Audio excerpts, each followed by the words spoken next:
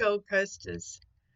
Greetings from Townsville in the north of the state, where we've been enjoying rather a lovely winter, weather-wise at least, and I hope you have been too.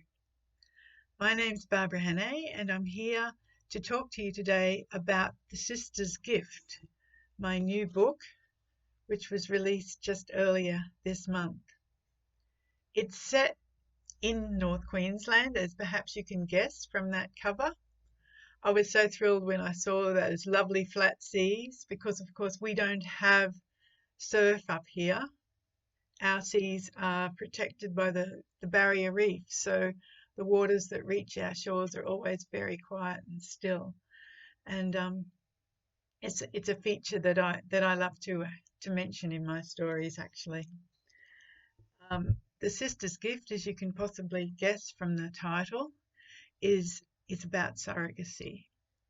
It's about a year, the actual surrogacy took place 25 years earlier when Freya, my main character, was quite young, a little reckless, but also wanting to be generous for her sister, and she offered to have a surrogate child when her sister Pearl was unable to have children. The baby is the biological child of both Pearl and her husband. But this happened in a time when surrogacy wasn't even legal in Queensland. They had to go to Canberra for the procedure. And it was, obviously a really huge deal. One that Freya possibly didn't take quite as seriously as perhaps she should have. I'm using perhaps a little poetic license in assuming that back then there wasn't quite as much counselling for altruistic surrogacy as I know there is these days, especially when it's happening within families. So the one thing that kind of crueled this setup was the fact that on the day that Freya actually went into labour, she decided, well, actually, I'm going to tell you about it by reading you straight off a short episode from the prologue, because this really does set up what the book's all about. On the morning Freya went into labour, she told no one. She simply walked onto the Magnetic Island ferry, found a padded seat near an open window, and focused on the seagulls lined up along the jetty. While the birds dived for fish among shell-encrusted pylons, Freya took deep, steadying breaths, just as she'd practiced at the natal classes. We can do this, butterfly. Okay, so the next few paragraphs deal with Freya on the ferry, getting across to the mainland, her labour progressing a little faster than she hoped, but luckily she does make it to the hospital, all in one piece. A mere 3 hours later, Freya made the necessary phone call. "Oh, she's here." "What? Who's there?" "The baby. She's arrived." "Oh my God, how?" "She's so cute. I think she looks a lot like Troy." "Freya!" Pearl's voice was frantic. "Why didn't you tell me? You knew I wanted to be there. Troy's on night shift this week. He would have come too. We both wanted to be there. You knew that." "Sorry." Freya looked down at the bundle of miniature perfection in her arms, reliving the enormous sense of achievement and excitement that had overridden the pain when this little girl slipped sweetly into the world, with only a minimum of assistance from the midwife. It was all a bit of a rush. "But we had everything planned. We told you so many times that we wanted to be there for the birth." Pearl's voice was sorrowful, accusing. Almost certainly she was crying. But Freya refused to feel guilty. "She's here safely, Pearl. That's the main thing." "I suppose." Her sister's voice squeaked, and then, sounding more like her usual bossy self, "Have you expressed colostrum?" "Not yet, but I will. It's very important, as you know." Freya could imagine Pearl's stern frown now, the earnest expression in her pale blue eyes that could make her look years older than she was. "Troy and I'll be on the next ferry." "Lovely." "You won't actually breastfeed though, will you?" "No, Pearl. I'll stick to our agreement. Right. Yes. Good. Yes, certainly. Of course you will. I promised Pearl after a beat.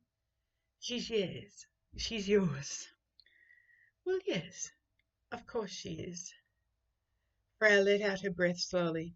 She hadn't wanted to make trouble today. True, she hadn't obeyed the rules they'd set out, but she was sure she'd earned this treasured window of time alone with the small creature she'd carried for so many months. She looked down at the baby's sweet pink perfection. Her skin was so soft, her tiny, tiny fingers and diminutive ears so exquisitely faultless. The baby screwed up her face and love swelled in Freya to the point of bursting. It's over to you now, Pearl, she said bravely. To you and Troy. Thank you. There was no mistaking the relief in her sister's voice. Okay, so that's how the prologue finishes, and as you can see from that situation, Freya disappointed Pearl, even in the midst of giving her this greatest gift. Perhaps that's a disappointment that should have been easily overcome, but sometimes in families these things are connected to deeper ongoing insecurities, and that's the situation that I explore in this story. So the rest of the book takes place 25 years later, when Freya is now in midlife, and the baby, who was named Belinda when she was born, but who changed her, or who demanded to be called Billy when she got to her rebellious teenage years, is now in her mid-20s.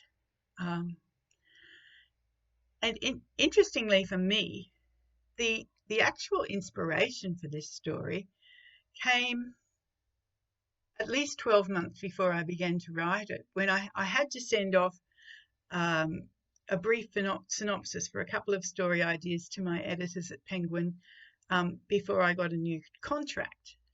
I sent off the idea for Meet Me in Venice, which was the book I published last year, and this idea. But at that point, all I had for Freya was that she was a woman in her midlife who was at rock bottom. I pictured her as being divorced, childless, and having lost her job because she and her husband worked together in business. He was an electrician and she managed the office side of things. So when they divorced, they had to split up their business partnership as well. And through an even extra nasty twist of fate, she loses her home as well. So she really is at rock bottom and in need of starting all over again. So that was my idea for 12 months while I wrote Meet Me in Venice. I really hadn't, I thought she was going to maybe go and find a little shack up in the mountains behind the Sunshine Coast and meet people and reconnect and start there. But during that 12 months, somewhere along the line, the idea of that possibly, so what else had gone on in Freya's life, and might she have had a surrogate child, and might she now, instead of just going off into the hills, be going off overseas, another exotic location like Venice, to find this surrogate child who's now an adult and making a life of her own and possibly doesn't even want to see her. So that idea lingered, and then at some point I realized that if I kept this situation all in the family, I had the kind of pressure cooker immersion that really helps an author. And along with that came the idea of setting the story much closer to home.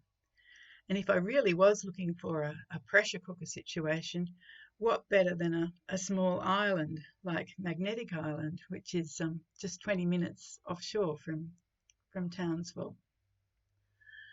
It's a beautiful island. It's an island I like to think of as one of Australia's best kept secrets, unlike the Gold Coast, which is possibly Australia's most popular holiday destination. Maggie Island is a beautiful tropical island with endless bays, beautiful swimming for snorkeling and skin diving and just gentle surfing. And each bay has its own little village, and within each bay there's a headland. So I think I describe it as almost like jewels on a necklace around the island. But the other thing is, of course, it's a small population and it's insular in the true sense of the word. So anything like secrets or gossip or, family tensions can smoulder away in a place like that as well. So for me, it seemed to be the perfect setting to bring Freya back from her rock bottom situation to help out with the family bistro on Magnetic Island. And I had so much fun writing this story. I wrote it last year while we were actually moving from the Atherton Tablelands back here to Townsville. I spent most of my adult life in North Queensland. We raised our family here in Townsville. But for the last decade, my husband and I have had fun up on the Atherton Tablelands playing at being farmers. And I wrote quite a lot of my books set up there as well. But now with older age and other different issues arising, we thought it was time to come back to living in a more established place, closer to family and facilities and everything else. That said, it was a bit of a disruptive year, as you can imagine, with selling and shifting and saying goodbye and finding a new home and all those sorts of things. So I was a little worried about how this story would hang together with so much disruption. And I was really pleased that each time I sat down to my desk to keep writing, Freya and Billy and Pearl and the menfolk in the story came to the party and almost held my hand, it felt like at times. And the story came together surprisingly smoothly despite those disruptions. Before I talk in any more length about that, I thought I might talk a little bit about my background as a writer, how all this came to happen, because I was, of course, a high school teacher for many years. Like most library goers, reading and books have been an incredibly important part of my life ever since I was, as long as I can remember, really. I grew up in Brisbane, actually, and the first library that I ever went to was the Red Hill Library on Enoggera Terrace in Brisbane. I can't remember the first book I ever took out, but I do remember one book that was about a girl whose family lived over their shop, and I was absolutely fascinated by that idea. It sounded incredibly interesting to me. And I remember also reading a series of books about twins. There were the Dutch twins, the Japanese twins, the Eskimo twins. And I learned a great deal about lifestyles of children all over the world.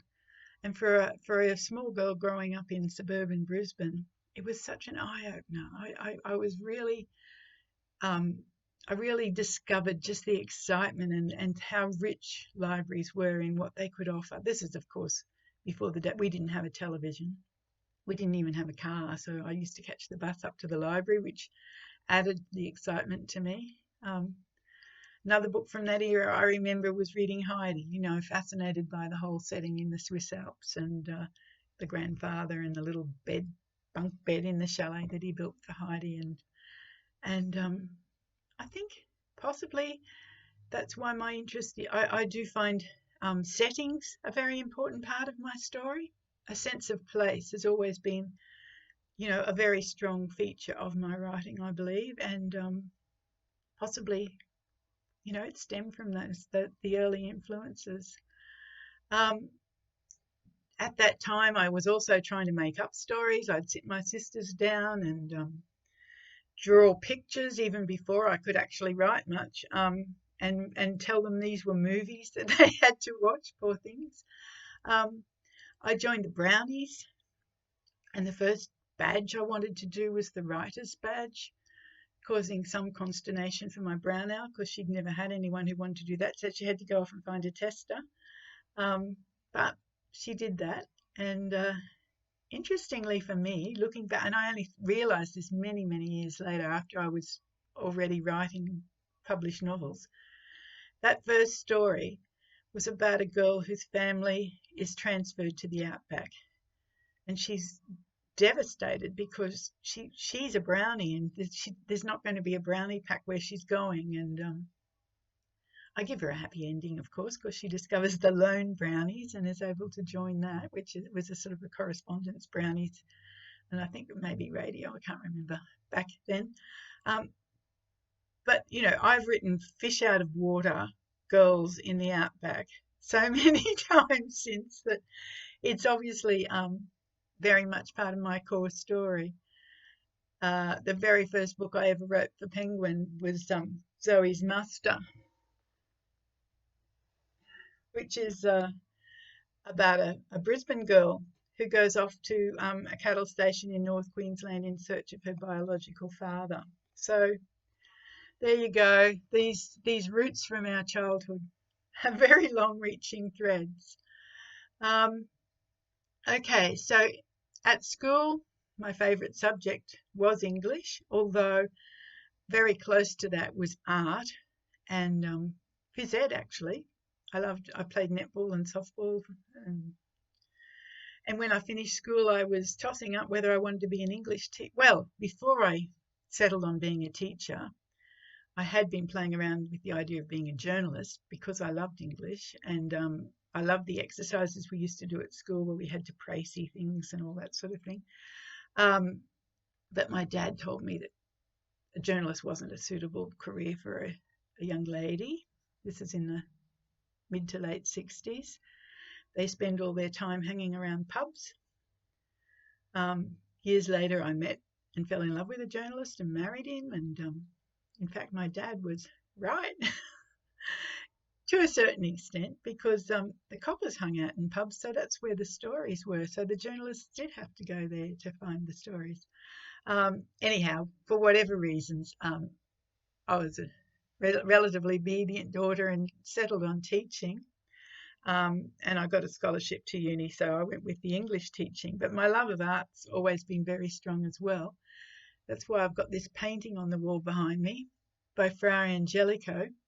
He's the very first of the great masters that I learned about in art at school, painting frescoes back in the Middle Ages.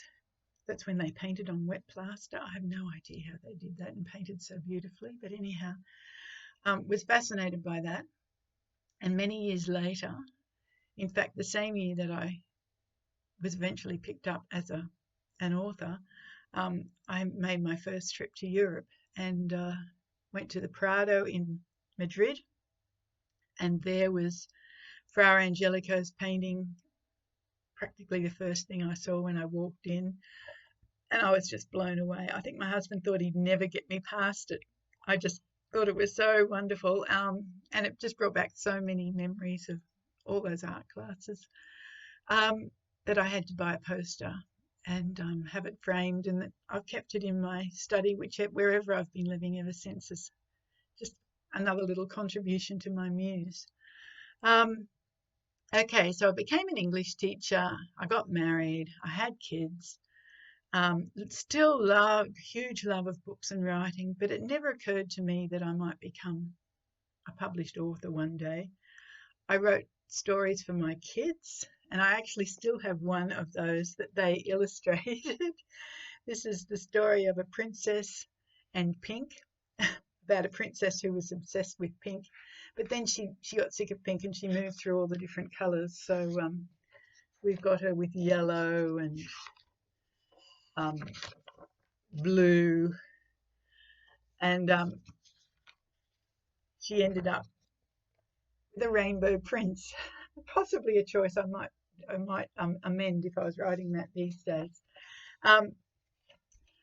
Yeah, so that we used to have fun with things like that, and I wrote stories for the Women's Weekly. But it wasn't until I was in my 40s and teaching a unit of popular fiction to my Year 11 class. Then I had to look at action adventure, detective and romance, that I discovered the romance as a genre, Mills and Boon in particular. And I could see immediately a link to the books that I'd loved as a girl, Little Women and Anne of Green Gables, and all those stories that had a thread of romance in them as well as feisty young women. And I just thought, I really like these and they seem easy.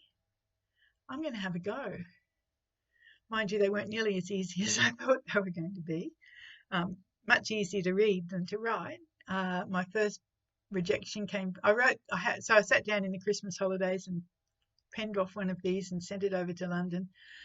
And 6 weeks later, I got a Rejection. But enough encouragement for me to keep going. I think the encouragement might have only been something about nicely written or something, I forget now. But anyhow, I was hooked. I'd written 50,000 words. I'd fallen in love with my characters, and I really wanted to get on top of this and have another go.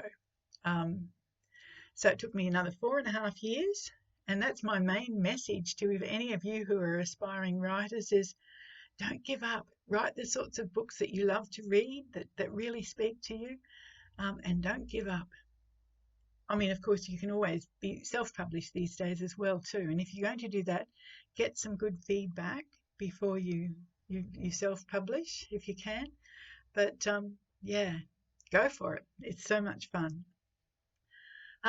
Another strand to my writing that I've had, and in fact today, or this month, marks the 75th anniversary of the end of World War II. And I've been fascinated since 1995 when we had the VP50 end of World War II 50-year commemorations here in Townsville, because Townsville was very much involved in the war. We had air raids, we had 100,000 Americans here. The street that I live in now had barbed wire barricades all along it. It was a very different world. And I became fascinated with finding out more about that. My book, Moonlight Planes, was set in Townsville in World War II. It has a contemporary and a historical World War II thread. And since then, I've written a few other books with historical World War II threads, not necessarily Townsville. Singapore, Shanghai, London, PNG jungles. This was another one, The Secret Years, one my editor particularly enjoyed and gave me a guaranteed good read sticker when it was published. Yeah, so that's a little bit about my backstory. Back to the Sister's Gift, the current one. As I said, I wanted to explore how that tension that started on the very day that Billy was born played out all these years later on Magnetic Island. So there's a story for Bill. I tell the story from Billy's point of view as well as from Freya's point of view. If those of you who know my books will know that there's always a romance in there. So in this case, for Freya, there's a second chance romance with a fellow that she'd lost many years ago, and I kind of like that guy.